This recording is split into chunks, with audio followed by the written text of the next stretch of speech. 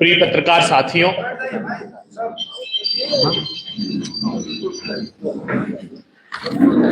बिहार प्रदेश Congress committee के इस सभागार में आप लोगों का स्वागत है। आज बिहार प्रदेश कांग्रेस कमेटी के लिए सौभाग्य का विषय है कि इस देश की एक मुखर आवाज और मूर्धन्य नेता, जिसमें हम कार्यकर्ताओं को आज के युग में गांधीवाद और गांधी का आचरण प्रतिबिंबित होता है, ऐसे हमारे नेता पूर्व मुख्यमंत्री राज्यसभा सांसद दिग्विजय सिंह जी, और जब बीते दिनों उनसे चर्चा हुई तो उन्होंने प्रदेश कांग्रेस कमेटी के अध्यक्ष जी से और हम लोगों से कहा कि parliamentary standing committee on education का चेयरमैन होते हुए मैं बेहद चिंतित हूं बिहार प्रांत की शिक्षा प्रणाली को लेकर, और मैं अपनी चिंताओं से और कांग्रेस पार्टी के सरोकारों से पत्रकार लोगों को कुछ तथ्यात्मक बातों को अवगत कराना चाहता हूं। तो आदरणीय दिग्विजय सिंह जी, हमारे पूर्व अध्यक्ष प्रदेश कांग्रेस कमेटी के मदन मोहन झा जी, राष्ट्रीय प्रवक्ता और हमारे पूर्व विधान पार्षद प्रेमचंद मिश्रा जी, पूर्व मंत्री श्री अवधेश कुमार सिंह जी, पूर्व मंत्री अशोक राम जी, प्रमोद जी, पूर्व विधायक ब्रजेश मुन्नन जी, राजेश राठौर जी जो हमारे मीडिया विभाग के यहाँ चेयरमैन हैं, हमारे प्रदेश कांग्रेस कमेटी के अध्यक्ष राजेश राम जी भी अभी आने वाले हैं, रितिका सिंह जी हम लोगों के बीच है। मैं आग्रह करता हूं आदरणीय पूर्व मुख्यमंत्री दिग्विजय सिंह जी से कि वे पत्रकार वार्ता को संबोधित करें। धन्यवाद।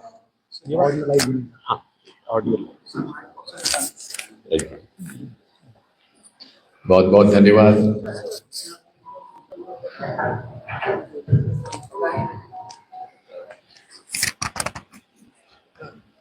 अभय जी ने आपको ये सूचित किया है कि मुझे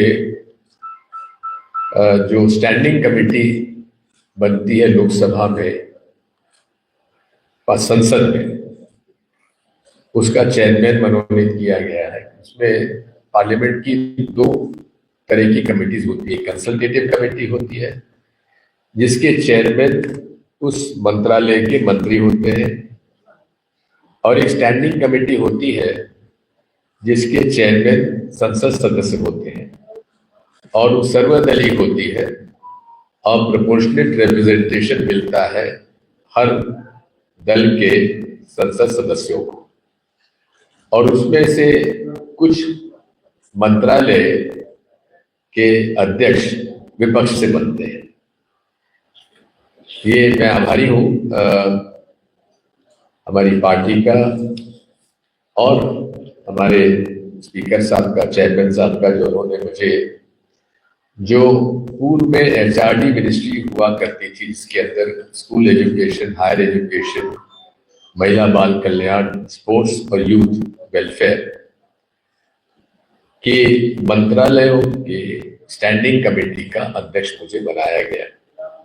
स्टैंडिंग कमेटी इसलिए बनाई जाती है क्योंकि बजट में सभी मंत्रालयों पर चर्चा नहीं हो पाती है। इसलिए नरसिम्हा राव जी जब प्रधानमंत्री थे, उसके पूर्व में राजीव गांधी जी प्रधानमंत्री थे, तो उन्होंने इस कमी को पूर्ति करने के लिए हर बजट में डिमांड फॉर ग्रांट्स आती थी मंत्रालय की, उसके लिए स्टैंडिंग कमेटी को अधिकृत किया गया था कि वो अपना प्रतिवेदन संसद में प्रस्तुत करें। इसी प्रकार से इस वर्ष 25-26 के लिए मुझे इसका अध्यक्ष 24-25 के लिए मनोनीत किया गया था। साथियों, बिहार एक जमाने में शिक्षा का केंद्र हुआ करता था। नालंदा विश्वविद्यालय, विक्रमशिला विश्वविद्यालय में हमारे पड़ोस के देशों से तिब्बत, चीन, जापान, कोरिया, सुमात्रा, मंगोलिया आदि के विद्यार्थी शिक्षा लेने के लिए आते थे। और उसमें एक जो शिक्षा का प्रमुख केंद्र आजकल जो जिस प्रकार से Harvard university, Stanford university, Cambridge, Oxford है, उस प्रकार से उस समय नालंदा विश्वविद्यालय और विक्रमशिला विश्वविद्यालय पूरे विश्व में प्रमुख केंद्र हुआ करते थे शिक्षा के। लेकिन आज के हालात क्या है? स्टैंडिंग कमेटी के सामने हम समीक्षा जब कर रहे थे स्कूल एजुकेशन और हायर एजुकेशन का, तो केंद्र सरकार की स्कूल एजुकेशन मिनिस्ट्री और हायर एजुकेशन मिनिस्ट्री के जो आंकड़े सामने आए हैं वो चिंताजनक है। और उसमें जहां तक स्कूल एजुकेशन का सवाल है, दो चीजें प्रमुख होती है। एक होती है ग्रॉस एनरोलमेंट रेट, यानी कि GER कहते हैं, कितने बच्चों ने स्कूल में अपना नाम दर्ज कराया। दूसरा होता है ड्रॉप आउट रेट, कितने बच्चों ने प्राथमिक शाला के बाद शिक्षा का रास्ता छोड़ दिया, स्कूल में, सेकेंडरी स्कूल में और हायर सेकेंडरी में और हायर एजुकेशन में। इन सब में अगर आप देखेंगे तो सबसे कम ग्रॉस एनरोलमेंट रेट बिहार की हुआ करती है, बिहार की है। और ये मैं नहीं कह रहा हूं, मोदी सरकार की स्कूली शिक्षा की UDISC का 23-24 का जो की रिपोर्ट है, ये जिसको मैं आपके सामने बता रहा हूं, unified district uniformation system for education plus UDISC plus, ये डिजिटल रूप से इसको रिव्यू की जाती है। अब इसमें जो आंकड़े सामने आए हैं वो मैं आपके सामने प्रस्तुत कर रहा हूं। ग्रॉस एनरोलमेंट रेट यानी कि सबसे कम भर्ती छात्रों की, जहां राष्ट्रीय औसत 56.2% है, वहीं एनरोलमेंट रेशियो GER बिहार का केवल 30% है। यानी कि 100 में से केवल 30 बच्चे ही स्कूल जा रहे हैं। 70 बच्चे स्कूल प्राइमरी लेवल में भी भर्ती नहीं हो रहे, शिक्षा से वो वंचित है। ये है हायर सेकेंडरी 11वीं कक्षा 12वीं। अपर प्राइमरी आप देखें तो उसमें 100 में से 68% बच्चे ही उसमें एनरोलमेंट ले रहे हैं, जबकि देश भर की औसत 89.9% है। सेकेंडरी में ग्रॉस एनरोलमेंट रेशियो यानी कि 8वीं कक्षा पास छोड़ने के बाद केवल 45.6% ही लोग 9वीं क्लास में भर्ती लेते हैं, जबकि राष्ट्रीय औसत 77.4 है। और हायर सेकेंडरी में बिहार का एनरोलमेंट रेशियो ये है कि जो 10वीं कक्षा पास करते हैं उनमें से केवल 30% लोग ही 11वीं कक्षा में भर्ती करते हैं, जबकि राष्ट्रीय औसत 56% है। सबसे खराब प्रदर्शन बिहार का है। इसी प्रकार ड्रॉप आउट रेट भी देखें तो सबसे ज्यादा बिहार की है। प्राइमरी में शिक्षा में क्लास 1 to क्लास 5 जितने बच्चे भर्ती होते हैं क्लास 1, वो 5वीं कक्षा में पहुंचते पहुंचते लगभग 9% बच्चे शिक्षा ग्रहण करने से छूट जाते हैं, छोड़ देते हैं। अपर प्राइमरी 6 से 8 यानी कि 5वीं कक्षा पास करने के बाद लगभग 1/4 बच्चे पढ़ना छोड़ देते हैं 5वीं कक्षा के बाद। और सेकेंडरी यानी कि 8वीं कक्षा के बाद लगभग एक चौथाई बच्चे 11वीं कक्षा में प्रवेश नहीं लेते हैं। ये आपके पास देखेंगे कि ये नक्शा है। सबसे ज्यादा ड्रॉप आउट रेट जो है बिहार में है। ये मैं नहीं कह रहा हूं, ये मोदी सरकार का जो यूडीआईएसई है, यूडीआईएसई, वो उसके आंकड़े हैं, उसी के का नक्शा है, उसकी रिपोर्ट का ये अंग है। इसी प्रकार यदि आप देखेंगे तो बिजली की सुविधा भी 78,000 स्कूल हैं बिहार में, उनमें से 16,500 स्कूलों में बिजली नहीं है, जिसकी वजह से वहां कंप्यूटर का उपयोग नहीं हो सकता है। और 78,000 शासकीय स्कूलों में से केवल 5,000 स्कूलों में कंप्यूटर है, अर्थात केवल 6.5। ये आज इंफॉर्मेशन का जमाना है, आईटी का जमाना है, कंप्यूटर का जमाना है। किस प्रकार से बिहार के बच्चों को, युवाओं को, छात्रों को कंप्यूटर शिक्षा से वंचित रखा जा रहा है, ये आप समझ सकते हैं। इसी प्रकार यदि आप देखेंगे कि ऐसे लगभग 117 स्कूल हैं बिहार में जिनमें एक छात्र का भी इनरोलमेंट नहीं हुआ, जहां बच्चे पढ़ने ही नहीं आते हैं, लेकिन उन स्कूलों में 544 शिक्षक तनख्वाह पा रहे हैं। यानी कि ऐसे स्कूल जहां एक भी छात्र नहीं है, वहां 544 शिक्षक नौकरी में है, वेतन पा रहे हैं। अब आप समझ सकते हैं कि क्या हालत है। अब इसी तरह से अभी आप देखेंगे कि बिहार में शिक्षा का बजट लगभग 61,000 करोड़ है, मगर ये पैसा कहां जा रहा है, कहां उपयोग हो रहा है, इसका कोई लेखा जोखा हमें नजर नहीं आता है।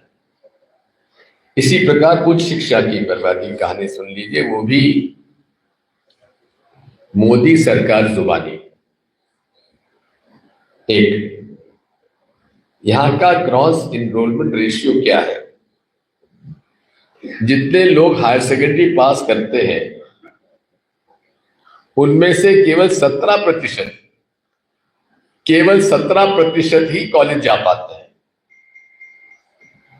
और 18 से 23 वर्ष की आयु में लगभग 1.36 करोड़ युवा हैं।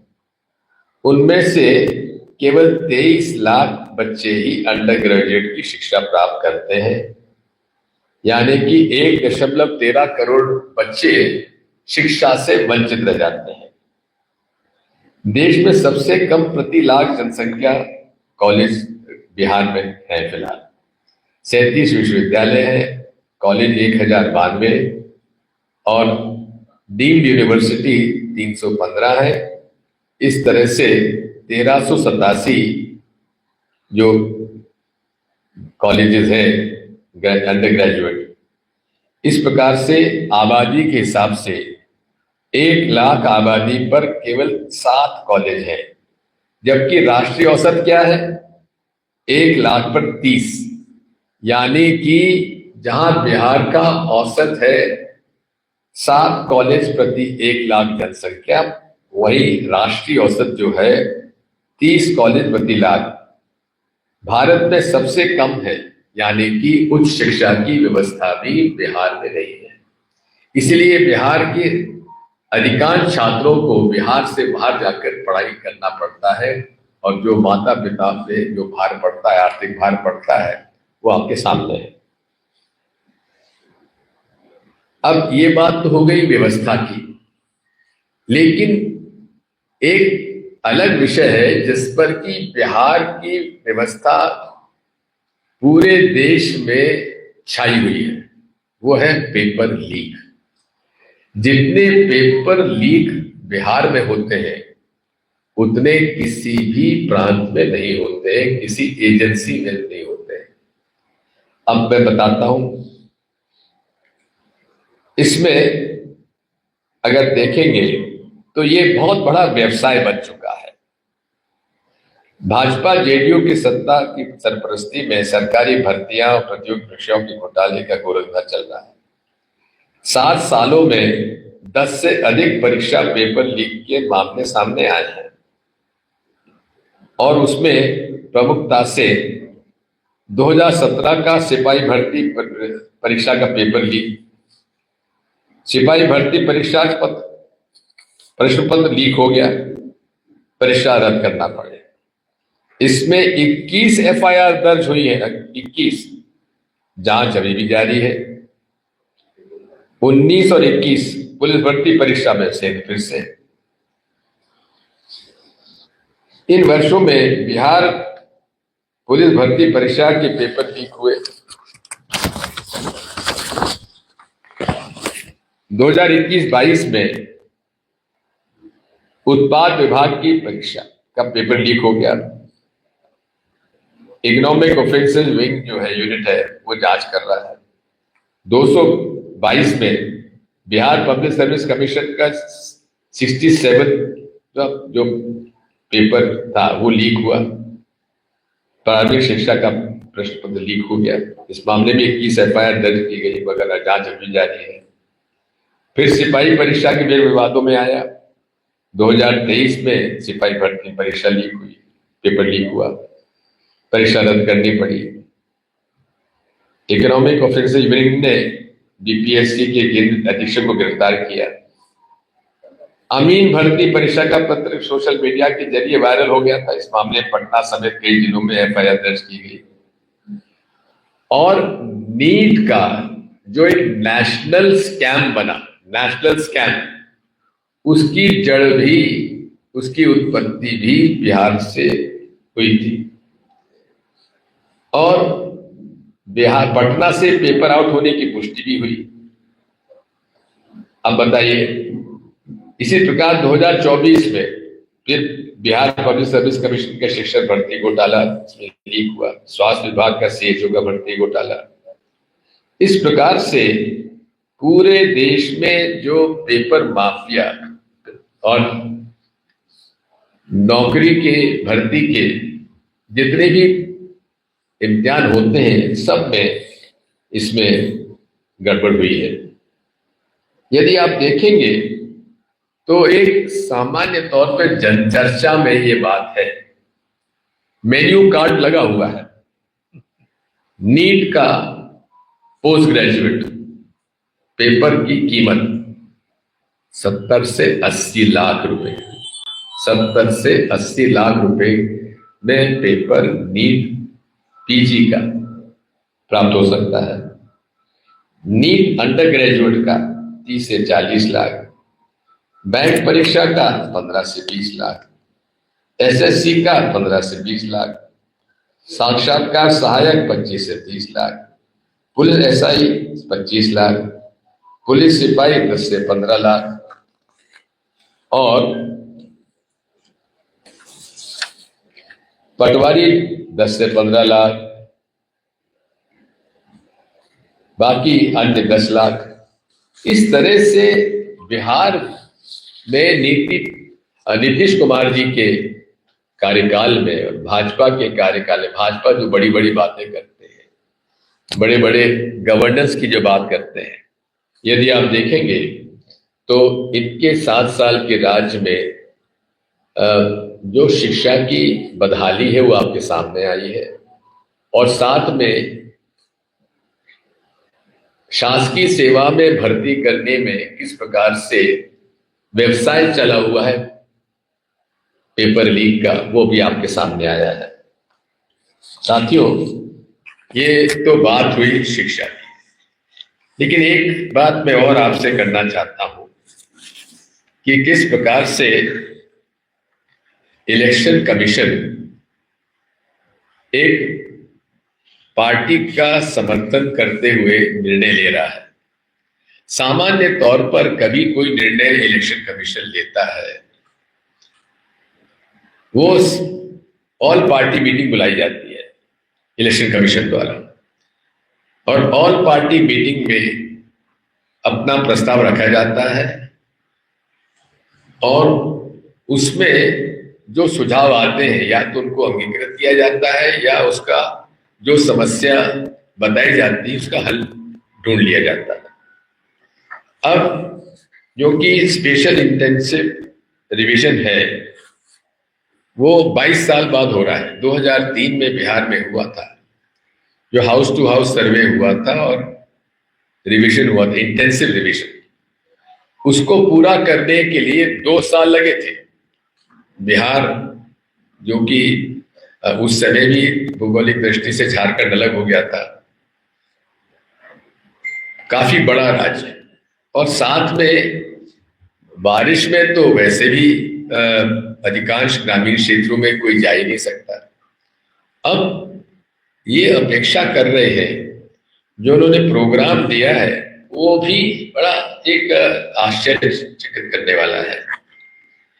जो हाउस टू हाउस बीएलए को जाना है उसके लिए केवल 30 दिन रखे गए थे, और 25 जून यानी कि आज से 3 दिन पहले उन्होंने 25 जून से चालू करने का कहा और 26 जुलाई को बंद कर देंगे हाउस टू हाउस, यानी कि पूरा 1 महीना भी इनको नहीं मिल पाया, क्योंकि आपने 25 जून से तो चालू कर रहे हैं, लेकिन अभी तो पॉलिटिकल पार्टीज को जानकारी भी नहीं है पूरी के पूरी।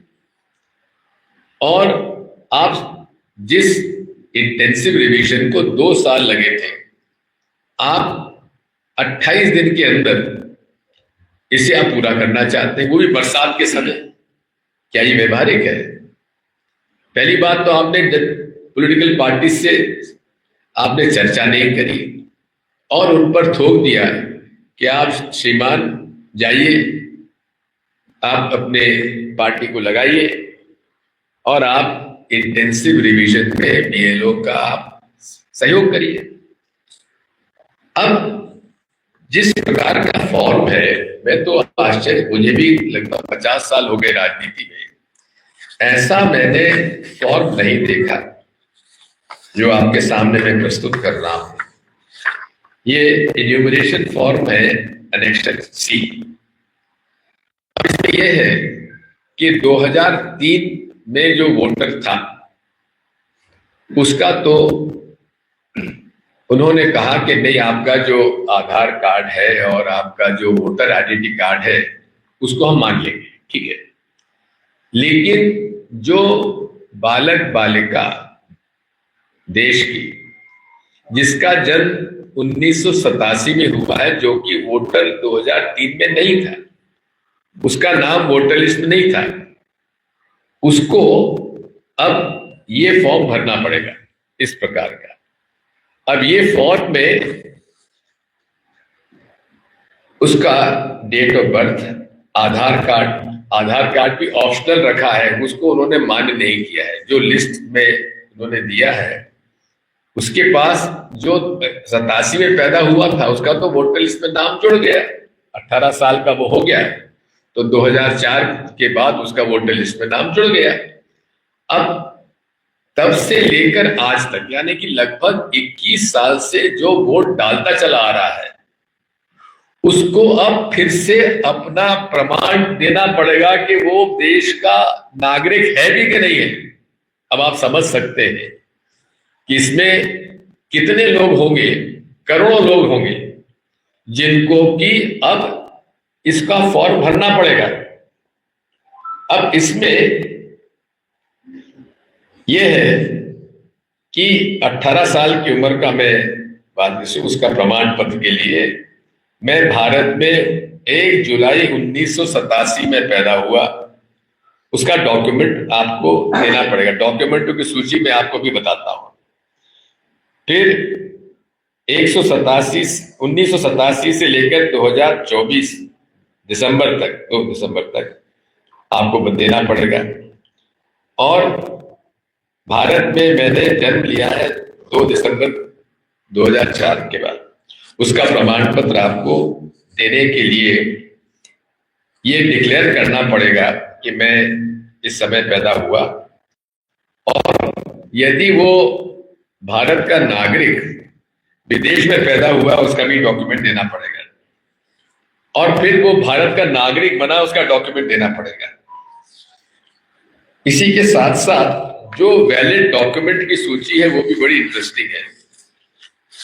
एक, any identity card, pension payment order issued to regular employees pensioners, government, central government, government, state government, PSU, यानी कि आपके माता पिता यदि आप कोई केंद्र सरकार, राज्य सरकार या पब्लिक सेक्टर यूनिट में है तो उनका प्रमाण पत्र देना पड़ेगा। अब जो जिसके माता पिता इसमें सरकारी नौकरी में नहीं है, पीछे में नहीं है, वो क्या करेंगे आगे बताता हूं।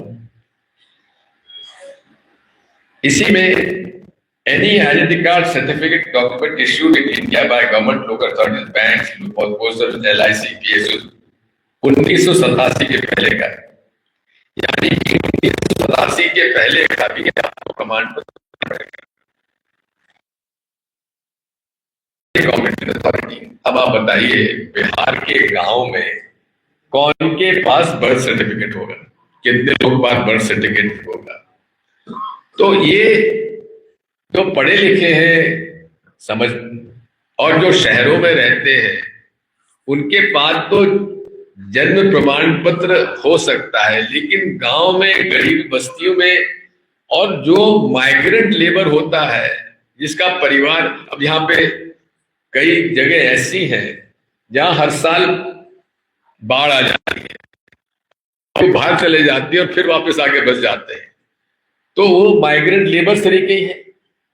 यहाँ के बहुत सारे लोग बाहर प्रदेशों में भी सेवा मजदूरी के लिए चले जाते हैं, वहां बच्चे पैदा हो जाते हैं। अब उनका प्रमाण पत्र कौन आएगा? उसके बाद पासपोर्ट। अब बताइए पासपोर्ट किसके पास, कितने बिहार के लोगों के पास, जनसंख्या के पास पासपोर्ट होगा? अब वो पासपोर्ट कहां से लाएंगे? मैट्रिकुलेशन, जिसने 10वीं कक्षा पास नहीं करी है वो कहां का सर्टिफिकेट लाएगा? जैसा मैंने ड्रॉप आउट रेट बताई है, सबसे ज्यादा ड्रॉप आउट रेट बिहार में। अब जो 10वीं कक्षा तक पहुंचा नहीं है वो शिक्षा का प्रमाण पत्र कहां से लाएगा? Permanent residence certificate issued by competent state authority. अब ये सर्टिफिकेट तो मेरे पास भी नहीं होगा। फॉरेस्ट राइट्स एक्ट, जो जंगल में निवास करते हैं, अब जंगल में निवास करने वाले तो बेचारे, उनके पास कोई प्रमाण पत्र कहां से कोई मिलेगा? ओबीसी, एससी, एसटी एक्ट और any caste certificate issued by the competent authority. अब एनआरसी, एनआरसी अभी भी उसके रूल्स पता नहीं फ्रेम हुए कि नहीं हुए, उसका सर्टिफिकेट कौन ला के देगा? फैमिली रजिस्टर, अब family register prepared by state local authority, कौन सी पंचायत और कौन सी नगर पंचायत, नगर पालिका में ये फैमिली रजिस्टर मिलेगा? Any land house allotment certificate by the government, जिसने सरकारी जमीन पर आवास बनाया हुआ है वो कहां का सर्टिफिकेट लाएगा? इस प्रकार के सर्टिफिकेट आपके पास नहीं है तो आपका तो वोटर कार्ड बन ही नहीं पाएगा। अरे भाई, जो पिछले 18 साल से वोट डाल रहा है और 2004 से लेकर 11 साल से वोट डाल रहा है, उसको भी आप ये सारे डॉक्यूमेंट तैयार करके देने के लिए बाध्य कर रहे हैं। ये तो पूरी तरीके से जाती है, और सारी पॉलिटिकल पार्टीज ने इस मामले में अपना विरोध दर्ज किया है। और मैं समझता हूं कि सारी पॉलिटिकल पार्टीज को इस मामले में जो माननीय चुनाव आयोग के सामने आपत्ति दर्ज कराना चाहिए, क्योंकि बिहार के चुनाव तो 2 महीने बाद चुनाव आ रहे हैं, उसमें इनके वोटर लिस्ट में नाम काट दिए जाएंगे तो आप क्या समझते क्या होगा? किनके नाम कटेंगे? गरीब का नाम कटेगा, मजदूर का नाम कटेगा, जो झुग्गी झोपड़ी में रहने वाले लोग हैं उनका नाम कटेगा, और किसान का, मजदूर का नाम कटेगा। साथियों, बिहार के लोगों के साथ ये घोर अन्याय है और हम इसका घोर विरोध करते हैं। अब इसके बारे में जो भी आप प्रश्न पूछना चाहते हैं मैं उत्तर दे दूंगा। सर, भाजपा कह रही है कि इलेक्शन चुनाव आयोग का जो मुद्दा पर उठा रहे हैं तो मतलब डर चुके हैं चुनाव से पहले, बिहार का डर सता रहा है आप लोग। मैं तो कहता हूं कि जो ये कहते हैं जरा अपने कार्यकर्ताओं से जरा जाके पूछ ले उन पर क्या बीत रही है। उनमें से भाजपा के कार्यकर्ता लोग मुसीबत में पड़ जाएंगे। क्या उनके पास ये डॉक्यूमेंट होगा? ये जो हवाबाजी करते बिहार पटना में बैठकर बड़े बड़े नेता लोग, इनको जमीनी हकीकत नहीं मालूम। शायद ज्यादा एमएलसी होंगे या राज्यसभा में होंगे जिस तरह की बात करते हैं। चैलेंज करेंगे आप, जैसा आपने कहा कि सभी राजनीतिक दलों को जाकर के चुनाव आयोग की शिकायत दर्ज करानी चाहिए, क्योंकि आप देश की बड़ी पार्टी में से हैं। भाजपा के बाद कांग्रेस की भी पार्टी है जो देश के स्तर पर चलती है। आपके स्तर पर सभी दलों को मिलाकर ऐसी कोई बिल्कुल पहल करना चाहिए। इस बारे में मैंने कल लालू जी से भी बात की है और उनसे भी मैंने अनुरोध किया है कि वे हमारे मल्लिकार्जुन खड़गे जी से बात करें और इंडिया अलायंस के पार्टनर्स की तत्काल बैठक बुलाना चाहिए और इस बारे में इलेक्शन कमीशन से मिलना चाहिए। आपको काम चल रहा है तो आप लोग इसको कैसे चैलेंज करेंगे? अरे चैलेंज करने की बात यह है कि हम लोग तो इलेक्शन कमीशन से जाके आवेदन देंगे और इलेक्शन कमीशन नहीं मानेगा तो अदालत में जाना पड़ेगा। जो स्थितियां बनी है उसको मिलाकर तो महाराष्ट्र बन गई है, जिससे महाराष्ट्र में जहां वोटों के नाम हटाएगा लोकसभा चुनाव में और विधानसभा चुनाव में आज तक काफी वोट है करते हैं वोटर लोग मतदाता हो। नहीं, कंडेम की बात नहीं है, वास्तविकता मैं बताता हूं। महाराष्ट्र के एक घर में 7,000 वोटर थे, बताइए, एक घर में एक पते पर। ये क्या वास्तविक है? कभी हो सकता है? सर, चुनाव आयोग नहीं डेलीगेशन रिपोर्ट तो क्या नहीं, इसमें फिर कोर्ट में जाना पड़ेगा, अदालत की शरण लेंगे। एक और सवाल है सर, इलेक्शन कमीशन से सवाल उठ रहा है, अच्छा काम हुआ है, ऑनलाइन वोटिंग हुई है बिहार में। देखिए, बात यह है, ऑनलाइन कौन करेगा भैया जिसके पास स्मार्टफोन होगा? कितने लोग पास स्मार्टफोन है? सर, कल लालू जी से मुलाकात हुई है, क्या सीटों को लेकर भी? ना, मैं उसमें शामिल नहीं हूँ। अच्छा, वैसे से आप कह रहे हैं कि अगर महागठबंधन चाहे तो वो पार्टी जो है महागठबंधन के साथ मिलकर कौन? देखिए, बात यह है, मैं बिहार का एआईसीसी का महामंत्री इंचार्ज नहीं हूँ। बहुत बहुत धन्यवाद जी। जो कानून है उसके खिलाफ, उसके विरोध में बहुत सारे अखिलेश समाज के लोग जुटे हैं। जी। क्या भविष्य लगता है कि मामला कोर्ट में है? बात यह है, मूल रूप से वैसे तो मैं कोई लॉयर नहीं हूं, ना मैंने लॉ किया है, लेकिन एक मूल रूप से ये संविधान विरोधी कानून है और संविधान विरोधी कानून होने के नाते इसको मान्यता नहीं दी जाना चाहिए। माननीय सुप्रीम कोर्ट से हम अनुरोध करते हैं। बहुत बहुत धन्यवाद।